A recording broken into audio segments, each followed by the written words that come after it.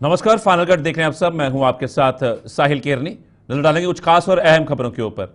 मुख्यमंत्री उमर अब्दुल्ला ने आज रामबन का दौरा कर वहां आपदा से हुए नुकसान का जायजा लिया। मुख्यमंत्री ने बताया कि रामबन के हालात बेहद खराब हैं और सबसे पहले हाईवे को खोलने की कोशिश की जा रही है। लोगों को रिलीफ देने के लिए केंद्र सरकार को भी विश्वास में लेकर हर तरह के इंतजाम किए जा रहे हैं ताकि प्रभावितों को मुआवजा दिया जा सके। दूसरी ओर मुख्यमंत्री ने आपदा की आड़ में जमाखोरी व कालाबाजारी करने वालों को भी सख्त लहजे में चेतावनी दी है। उन्होंने बताया कि अधिकारियों को ऐसे तत्व के खिलाफ सख्त कार्रवाई करने के दिशा निर्देश जारी किए गए हैं और अगर जरूरत पड़ी तो ऐसे तत्वों को गिरफ्तार भी किया जाएगा। रामबन के जो रिपोर्ट्स आ रहे हैं वहाँ वाकई कुछ इलाकों में हालत बहुत ख़राब है, खासकर हाईवे की। कल मैंने मौके पे सीएम साहब को भेजा था। मुकामी जो हमारे एमएलए दो हैं रामबन के और बानीहाल के, वो भी मौके पे मौजूद हैं। कोशिश की जा रही है कि फौरी तौर जो है एक तो हाईवे को हम रिस्टोर करें। हाईवे के रेस्टोरेशन के साथ साथ जो रेजिडेंशियल एरियाज़ इन पस्सियों में जो है बह गए हैं उनको हम किसी तरह जो है रिस्टोर करें। रिलीफ जो है उसका इंतज़ाम किया जा रहा है और मरकज़ से बात की जा रही है कि नेशनल डिज़ास्टर फोर्स जो है उनको भी वहाँ पे मौके पे भेजा गया है। प्राइम मिनिस्टर्स रिलीफ फंड और बाकी रिलीफ फंड्स को भी टैप किया जाएगा ताकि जहाँ जहाँ नुकसान हुआ है उस नुकसान का मुआवजा जो है लोगों को मिले। फिलहाल मैं लोगों को ये यकीन दिलाना चाहता हूँ कि किसी चीज़ की अभी कमी नहीं है। होर्डिंग की कोई ज़रूरत नहीं है, ना यहाँ पे किसी को ब्लैक मार्केटिंग करनी चाहिए।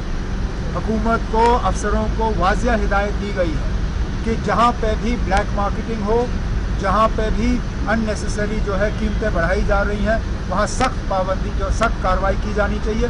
इसमें पुलिस को शामिल करके उनके खिलाफ केस की जानी चाहिए और अगर कहीं पे गिरफ्तारी ज़रूरी पड़े तो उनको गिरफ्तार करना चाहिए। अगर कहीं पे भी, मैं आप सबके ज़रिए लोगों को ये कहना चाहता हूँ, अगर कहीं पे भी ब्लैक मार्केटिंग की शिकायत आ रही है, मेहरबानी करके हुकूमत तक वो शिकायत पहुँचाइए ताकि हम उनके खिलाफ कार्रवाई करें। श्रीनगर जम्मू का हाईवे बंद है, मुगल रोड फ़िलहाल खुला है। मुगल रोड के ज़रिए अगर ज़रूरत पड़े तो हम सामान ला सकते हैं, लेकिन आज भी हमें उम्मीद है कि एक दो दिन के अंदर अंदर कम से कम वन वे ट्रैफिक। रामबन में बादल फटने की घटना में मारे गए लोगों के परिवार से संवेदना व्यक्त करते हुए पीडीपी की अध्यक्ष महबूबा मुफ्ती ने ऐसी आपदाओं के लिए जंगलों को काटने व प्रकृति के साथ छेड़छाड़ को जिम्मेदार ठहराया है। महबूबा मुफ्ती ने पीडीपी कार्यकर्ताओं को ग्राउंड जीरो पर जाकर लोगों की मदद करने के दिशा निर्देश जारी किए हैं। जम्मू में आज एक प्रेस कॉन्फ्रेंस के दौरान महबूबा मुफ्ती ने सरकार से भी पीड़ितों को सुरक्षित जगहों पर शिफ्ट कर उन्हें जल्द से जल्द मुआवजा देने की मांग की। उन्होंने पिछले दिनों आए आंधी तूफान से प्रभावित हुए किसानों और बागवानों को भी उचित मुआवजा देने की जरूरत पर बल दिया।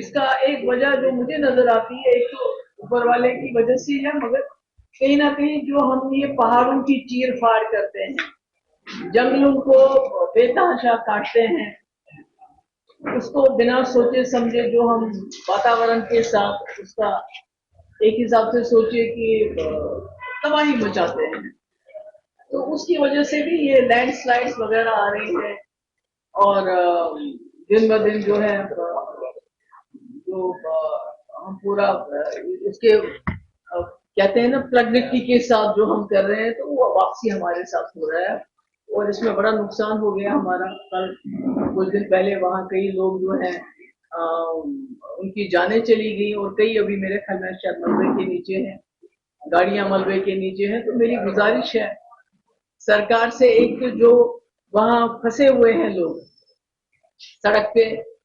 उसका एक तो मलबा बड़ी जल्दी जल्दी हटाया जाना चाहिए ताकि हो सकता है अगर अल्लाह ताला चाहे, ऊपर वाला चाहे, कोई जान बच भी सके। और दूसरा जो वहाँ बच्चे हैं, औरतें हैं, बुजुर्ग हैं या जवान भी हैं, तो उनके तब तक बचाव का, खाने पीने का जो है अरेंजमेंट किया जाए। और मैंने अपने हमारे पार्टी के जो जनरल सेक्रेटरी हैं जो उसी एरिया के हैं, इम्तियाज शान, उसको भी मैंने बताया कि अपनी टीम लेके जाए, क्योंकि अभी तो वहाँ रोड बंद था उस गांव की तरफ। मैंने कहा वहां जाके जो भी हो सकता है मदद वो करनी चाहिए। तो दूसरा, जैसे अभी कुछ दिन पहले यहाँ जम्मू में भी तूफान आया था, झालाबारी हुई, यहाँ भी मेरे ख्याल में जो हमारे जो बासमती है, जो हमारे आम के पेड़ वगैरह है, उस पर बड़ा नुकसान हुआ, बहुत नुकसान हुआ। और कश्मीर में भी हाल ही में बहुत ही ज्यादा झालाबारी हुई, और खासकर जो कश्मीर का सेब है और जो बादाम की इस वक्त वो फूल लगे हुए थे, उसको बड़ा नुकसान पहुंचा है। और जैसे आप सभी लोग जानते हैं कि जम्मू कश्मीर की रीढ़ की हड्डी है हॉर्टिकल्चर, तो उसको बड़ा नुकसान पहुंचा है। जब मैंने देखा वो जिस तरह वो फूल सारे जमीन पे पड़े हुए थे छोटे छोटे, जिसमें सेब के वो फूल थे, बादाम के वो फूल थे, तो कहीं ना कहीं दिल दहल जाता है उसको देखे। तो इसमें मैं समझती हूँ कि सरकार को हर जगह टीम भेज के देखना चाहिए कि कितना नुकसान की हम भरपाई कर सकते हैं, कितना हम आगे चल के किसानों को, चाहे वो जम्मू में है चाहे कश्मीर में है, कि उनकी क्या मदद कर सकते हैं। उनको जो दवाइयां हैं, खाद है, क्या वो हम कम से कम कीमत पे उनको दे सकते हैं, ताकि उनका जो बोझ अभी है, जो इससे नुकसान हो गया कहीं ना कहीं। पुरमंडल इलाके में आज कुछ संदिग्धों को देखे जाने की सूचना मिलने पर सुरक्षा बलों ने वहां सर्च ऑपरेशन चलाया। 2 से 3 संदिग्ध दिखने की सूचना पर सुरक्षा बलों ने पूरे इलाके को घेरकर तलाशी अभियान शुरू कर दिया। हालांकि अभी तक किसी भी संदिग्ध के पकड़े जाने की कोई सूचना नहीं है। इस अभियान में जम्मू कश्मीर पुलिस, सीआरपीएफ और सेना भी शामिल रही।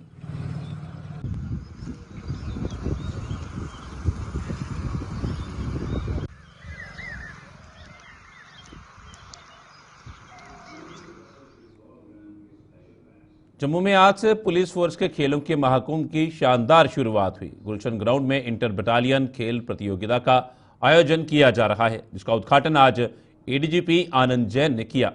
इस प्रतियोगिता का समापन 30 अप्रैल को होगा, जिसमें जम्मू कश्मीर पुलिस की कुछ 24 बटालियन भाग ले रही हैं। इनमें जम्मू संभाग की 16 और कश्मीर संभाग की 18 बटालियन के खिलाड़ी अपना दमखम दिखाने जा रहे हैं। एडीजीपी ने इसमें भाग लेने वाले खिलाड़ियों को शुभकामनाएं देते हुए खेलों के प्रति उनके समर्पण की सराहना की। So here comes the first contingent towards the saluting base, and this is from JKP 5th Battalion, located in PCR Srinagar. And here is Section Gate Constable Farooq Ahmed. DC2 अभी तक रखते हैं ब्लैक होल्डर है constable की 34 battalion भाग ले रही हैं।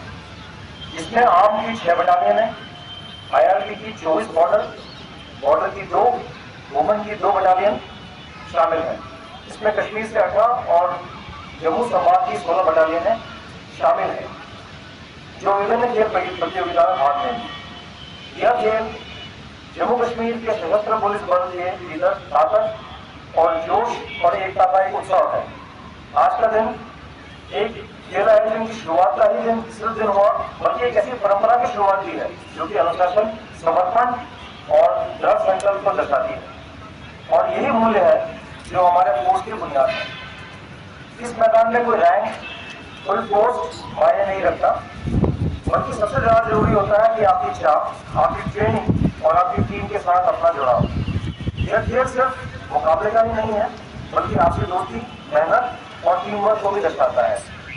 लेकिन असली जीत तो तय है कि जब आप पूरे लगन और जोश के साथ हिस्सा लें। इंटर बटालियन स्पोर्ट्स मीट सिर्फ शारीरिक ताकत दिखाने का ही मंच नहीं है, बल्कि हमारे यहाँ जवानों की मानसिक ताकत और तालमेल की भावना का भी सबूत है।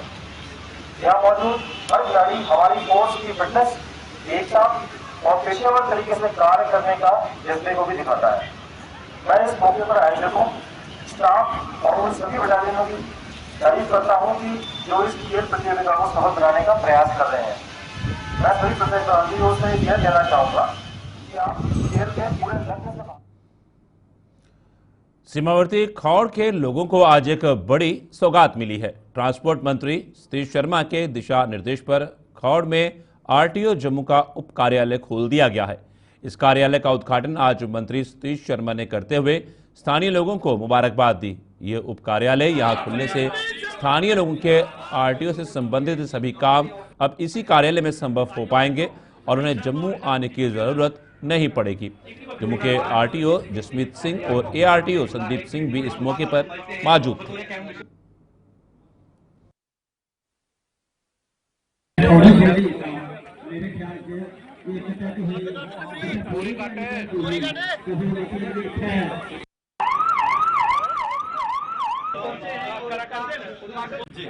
जोड़ियाँ और छंब बॉर्डर के लोग हैं, वो इसका भरपूर फायदा उठाएंगे।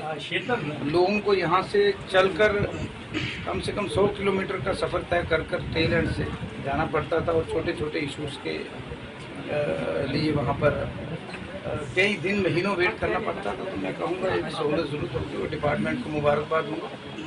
इन्होंने ये हमारे कहने पर हमें सौगात दी है। ये सरहदी लोग हैं जो बगैर वर्दी इस मुल्क की हिफाजत कर रहे हैं।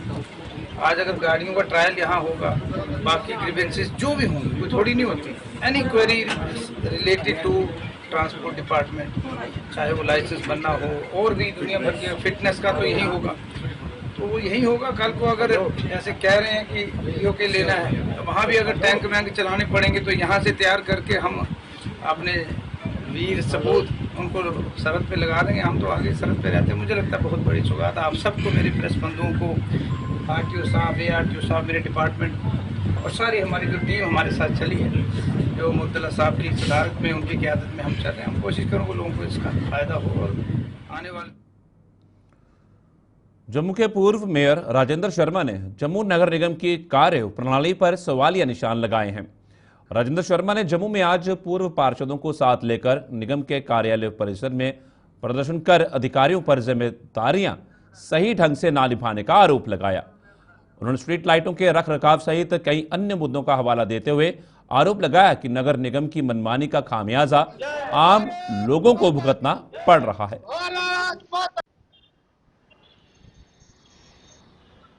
अब यहाँ देखिए, हमने जो स्ट्रीट लाइट लगाई थी 95,430 स्ट्रीट लाइट थी, उनकी रख रखाव के लिए आज कोई प्रबंध नहीं है और लोग कंप्लेन कर करके थक गए हैं, लेकिन उनकी सुनवाई नहीं हो रही है।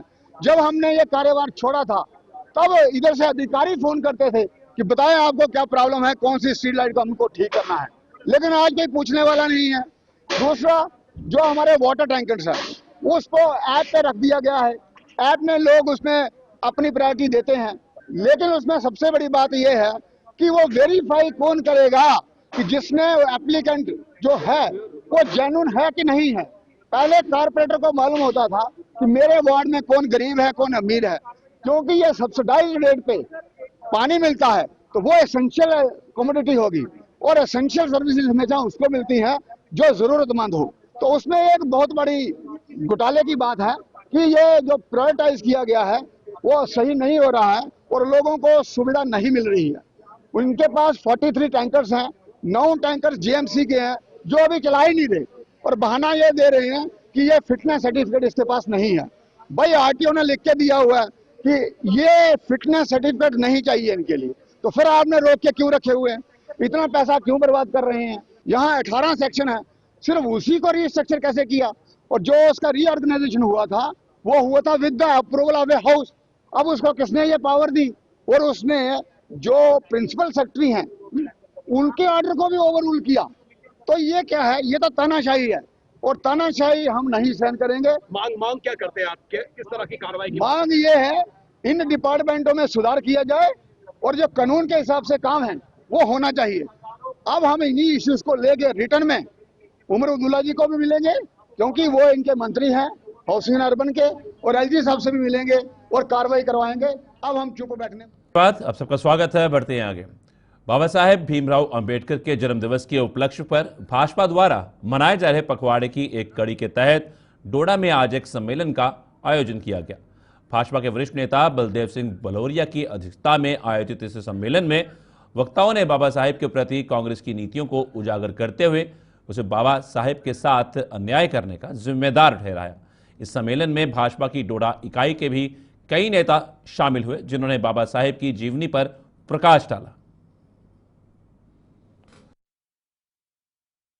भारतीय जनता पार्टी डॉक्टर भीमराव अम्बेडकर जी का पखवाड़ा जो मना रही है 15 तारीख से लेकर 25 तारीख तक हर जिला में, हर मंडल में जो कार्यक्रम करने थे, उनकी जीवनी पे चर्चा करनी थी। आज जिला डोडा में बाबूराम जी की अध्यक्षता में जहाँ पे एक वर्कशॉप हुई है, इसमें पार्टी के वरिष्ठ कार्यकर्ता और सारे सामाजिक लोग भी थे और उनकी जीवनी पे चर्चा की गई। किस तरह कांग्रेस ने संविधान का गला घोंटा, जिस संविधान को हाथ में पकड़ के लहराते हैं उसी संविधान को किस तरह कांग्रेस ने कुचला है, किस तरह भीमराव अम्बेडकर जी के साथ इन लोगों ने उनको कितना प्रताड़ित किया था। भारत रत्न वो डिजर्व। बिश्ना के गांव देवली में आज संदिग्ध परिस्थितियों में आग लगने से करीब 240 एकड़ जमीन पर लगी गेहूं की फसल जलकर राख हो गई। आग लगने की सूचना मिलते ही दमकल कर्मी मौके पर पहुंचे और आग पर काबू पाया, लेकिन तब तक बहुत देर हो चुकी थी। पीड़ित किसानों ने आरोप लगाया है कि एक साजिश के तहत ये आग लगाई गई, इसकी जांच होनी चाहिए। उन्होंने प्रशासन से उन्हें हुए नुकसान का जायजा लेकर जल्द से जल्द मुआवजा देने की मांग की। आखिर होएदा तो कुछ है ही है, जिस वजह कन्नै इत्थै ढेरै तो अग लगी है। ये सारा रौका जिन्ना पिच्छा दिक्खा दे, ये सारा ही 15-20 मतलब 20-25 घमां दा अजे तक फिलहाल जेह्ड़ी मौके पर है वो जली चुकी है। ते तहसीलदार साहब और SHO साहब वगैरह डिपार्टमेंट कन्नै साढ़े अग्गे इयो विनती हत्थ जोड़ियै कि जेह्ड़ा साढ़ा मुआवजा है जां साढ़ी जेह्ड़ी फसल खराब होई दी, जिंदी 2-2 कनाला भी पैली बिच सड़ी दी है, जिंदी कमाक खंड है, ते एह् सारा कसूर कि हून गुज्जर जां बिजली डिपार्टमेंट ये सानू अस कुछ नहीं आखदे, अस ये है कि शैतानी को। उधमपुर की धनौरी पंचायत में भी संदिग्ध परिस्थितियों में आग लगने से एक दुकान पूरी तरह से नष्ट हो गई। आग लगने से दुकान में रखा सामान जलकर राख हो गया। सूचना मिलने पर दमकल की गाड़ी मौके पर पहुंची और आग पर काबू पाया, लेकिन तब तक बहुत देर हो चुकी थी। ये आग किन परिस्थितियों में लगी, पुलिस इसकी जांच कर रही है। ये रात को मेरे पापा इधर दुकान बंद करके घर गए तो कोई 9:30 पौने 10 के करीब फ़ोन आया कि ऐसे ऐसे आपकी दुकान में आग लग गई है। तो देखो अब पूरा सामान जल के तो राख हो गया। इसी से हमारा रोजी रोटी चलती थी, यही करते थे। अब पापा ही हैं, हम तो कोई अभी ऐसे कर रहे हैं, दाढ़ी दूढ़ी लगाते हैं, हम मजदूरी करते हैं। तो SHO वगैरह और फायर ब्रिगेडियर सब आए थे, रैम्बल पुलिस स्टेशन से भी SHO वगैरह आए थे, सब आए थे रात को। उन्होंने किया, अभी देखते हैं। हम जनता से यही अपील करते हैं कि थोड़ी बहुत कठुआ में चोरों ने एक सूने मकान को निशाना बनाकर वहां से माल उड़ा लिया। मामला कठुआ के लच्छीपुर इलाके का है, जहां चोरों ने एक परिवार की घर में गैर मौजूदगी का फायदा उठाकर सेंध लगाई और अपने इरादों को अंजाम देकर वहां से रफू चक्कर हो गए। इस परिवार के सदस्यों ने वापस लौटने पर ताले टूटे हुए पाए, जिनके मुताबिक चोर अलमारी में रखा 5 तोले सोना चुराकर फरार हो गए।